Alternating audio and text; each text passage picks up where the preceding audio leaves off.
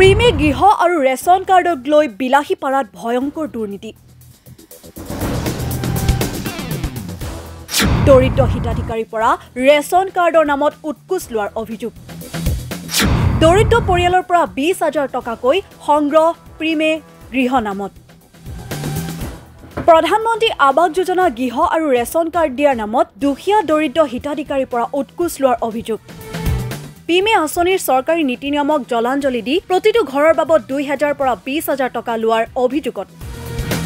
কাজাইকাটা গাঁও পঞ্চায়তৰ সদস্য নৌসাদ আলীৰ বিৰুদ্ধে অভিযোগৰ মতে প্ৰিমে আঁচনি আৰু ৰেচন কাৰ্ড দিয়াৰ নামত দুখীয়া দৰিদ্ৰ ব্যক্তিসকলৰ নাম অন্তৰ্ভুক্ত কৰাৰ বাবে দৰিদ্ৰ পৰিয়ালৰ পৰা টকা লয় পঞ্চায়তৰ সদস্য নৌসাদ আলীয়ে নাম অন্তৰ্ভুক্ত কৰিম বুলি কয় নৌসাদ আলীয়ে টকা লৈছে দৰিদ্ৰ পৰিয়ালৰ পৰা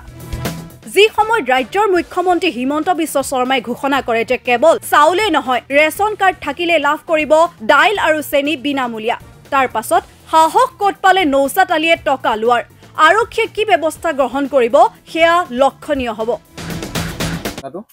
ঘটনাটা আমরা গরিব মানুষ আমরা ঘরের জন্য আমার কাছে ফটো করে টাকা নিছে 3,000 টাকা দিছি আমরা ঘরে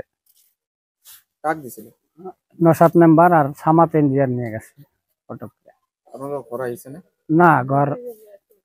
আমরা নাম আছে ঘর কিন্তু আমরা পাইনি এক বছর হলো ঘুরাই মানে কয় পাই যাবে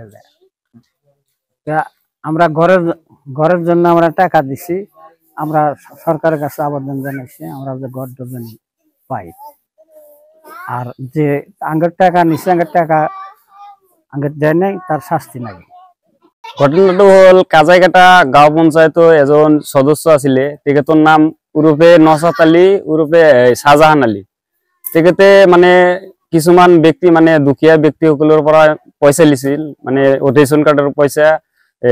সৰকাৰি ঘৰৰ পইচা লৈছিল বহুত দিন মানে 1 বছৰ মান হল তেখেতে মোৰ ওচৰত মানে কিবা মানে কমপ্লেইন দিল মানে ভিডিও সিডিও দিল মানে লিখিতভাৱে এজাহাৰ দাখিল কৰিলো মানে আমি কোৰ্টত এছডিও সিভিলৰ ওচৰত তেখেতে মানে বাইদ কল যে আমি ইনকোয়াৰি পঠাম এতিয়ালৈকে ইনকোয়াৰি আহা নাই